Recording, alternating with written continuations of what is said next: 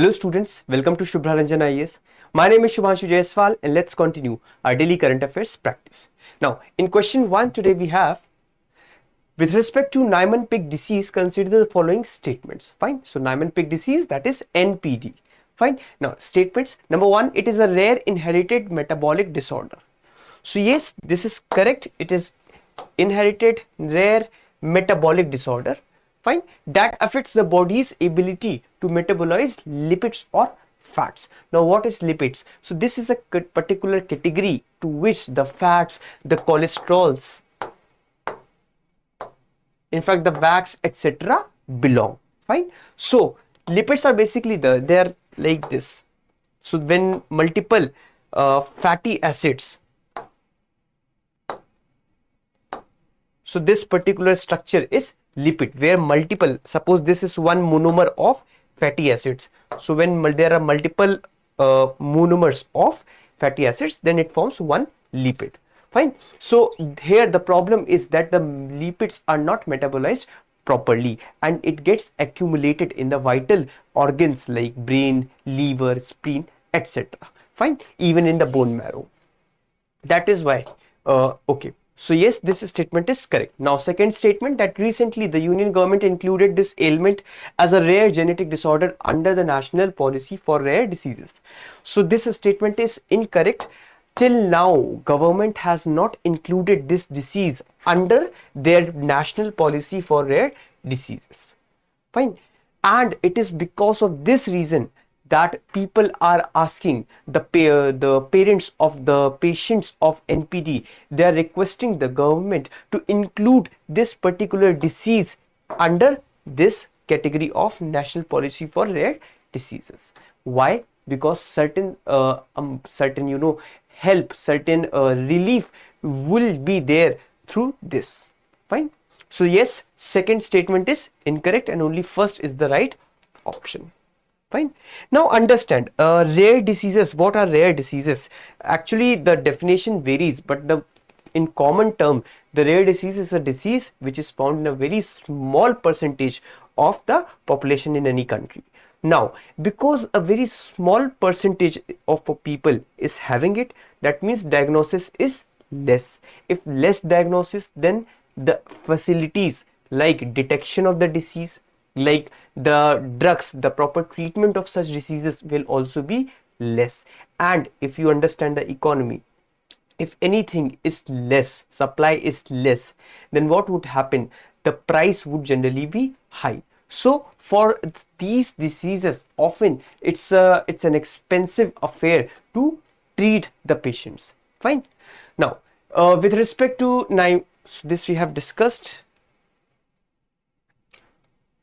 So these are the things which we have already discussed. You can see no cure has been found for this NPD till now, and it is affecting the organs like brain, spleen, bone marrow, etc.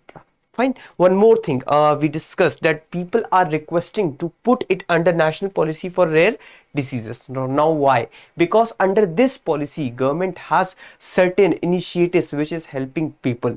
Okay, people with other rare diseases. There are many rare diseases in this category, no need to go in detail, but what kind of schemes, what kind of initiatives government is taking? For example, Center of Excellences, fine, your Nidan Kendra to detect, for the screening of for the early screening of these rare diseases. Rashtriya Arogya Nidhi, it provides the monetary support, fine, financial aid. So these are the kind of relief features which one can get if this disease is under the national policy for rare diseases, and that is why people are requesting it. Okay. Now, let's go ahead. Now, with reference to the Ethics Committee of the Lok Sabha, consider the following statements. Number 1, it is a statutory committee to oversee the ethical conduct of members of Lok Sabha. Well, yes, it is. The purpose, the function of this committee is to check the ethical conduct of the member of parliament, member of Lok Sabha actually. However, it is not a statutory committee, it is a parliamentary committee. Okay. Now, so this statement is incorrect. The second statement, the committee shall be nominated by the speaker and shall hold office for a term not more than 1 year. So this particular statement is also correct. Fine. Now the third statement, the committee's findings and recommendations are binding. Now this is incorrect, because generally parliamentaries the recommendations or advices of these parliamentary committees, they are not binding, they are just advisory. It's upon the speaker or the chairperson whether to accept them or not. Fine. So here only one would be the right answer. Fine. Now, what are parliamentary committees? Understand, as per the democracy system, we must discuss everything going around in the country in the parliament. Fine, because they are representing what? They are representing the Lok Sabha is what? They are our representatives. They are our voices. Fine. So everything should be discussed there. But given the very less time and the vastness of the subjects, it is important to conceptualize it, to streamline this particular subjects. That is why these committees are specially constituted to look after certain affairs. This is the basic purpose of parliamentary committees. Fine. So suppose there comes a GST. Fine. So now a particular committee would be set up to understand, to deliberate, and to give their reports, to give their findings for particular subject. Now coming back to this parliamentary committee, it has a multiple classification. One way of classifying it could be simply on the nature of the committee. If the committee is permanent, fine, then you call it standing committee. Fine. Now, if the committee is for a temporary purpose, then it is called ad hoc. Fine. That is, it is set up once it gives its findings, its reports, etc. The purpose is done, then the committee would be dissolved. Fine. Now, if we try to put all the committees under category wise, then we can have this classification. Here we have financial standing committee. As the term suggests, that these committees are related to financial affairs. Fine. For example, you have PAC, very important committee, Public Accounts Committee. Then another one could be the Estimates Committee.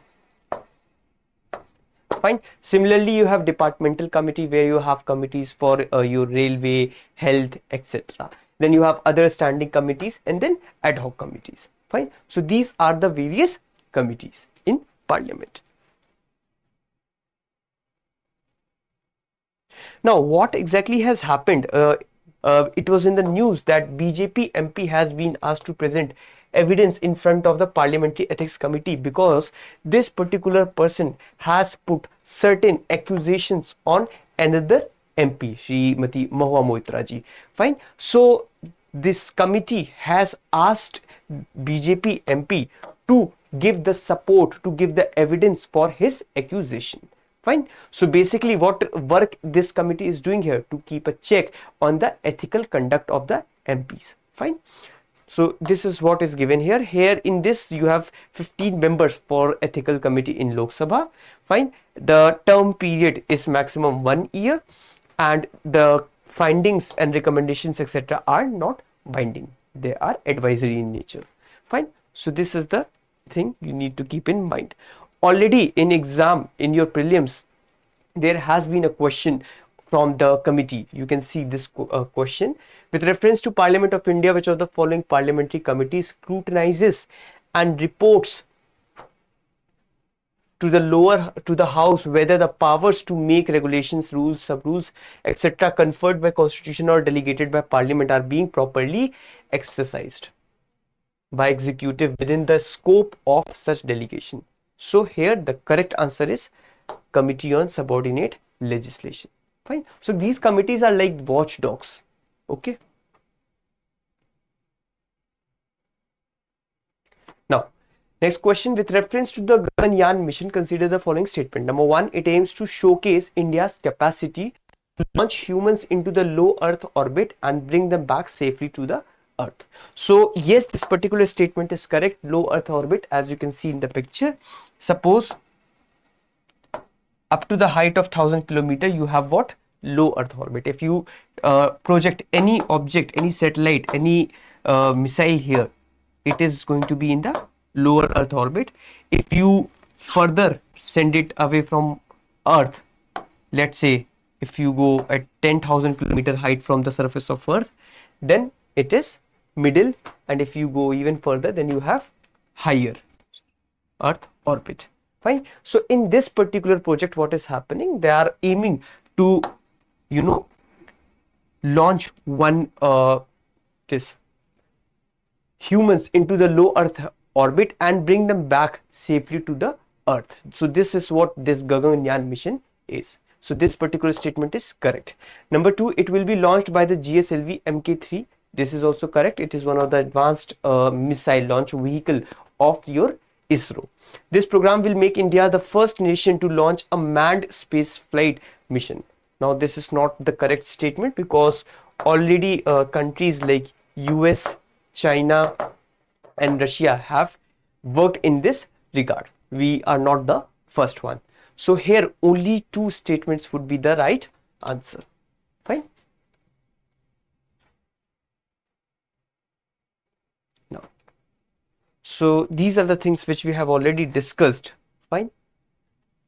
And recently there was it was in the news because one uncrewed flight test was done on 21st of October.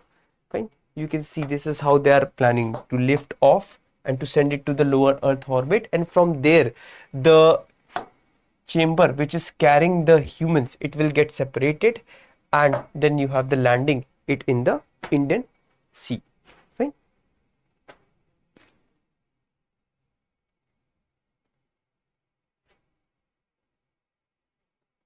Now, with reference to the Yamuna river, consider the following statements. Number 1, it originates from Yamunotri glacier in the Indian state of Himachal Pradesh.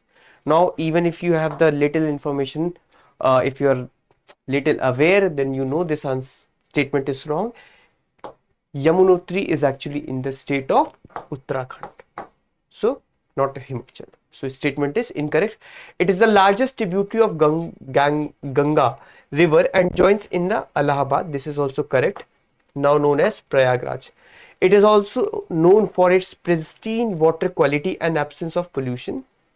I wish this statement was right, but unfortunately it is incorrect, because we know Yamuna has a lot of, in fact, a very high level of water pollution. The Taj Mahal is situated on the banks of Yamuna river. This is also correct. So here 2 statements would be the right answer. Fine.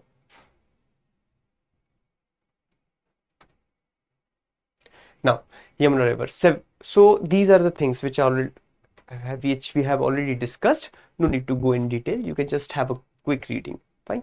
So I hope you understood these concepts. Just in case if there is any doubt, you can write it down in the comment section. We'll help you. Thank you. Have a good day.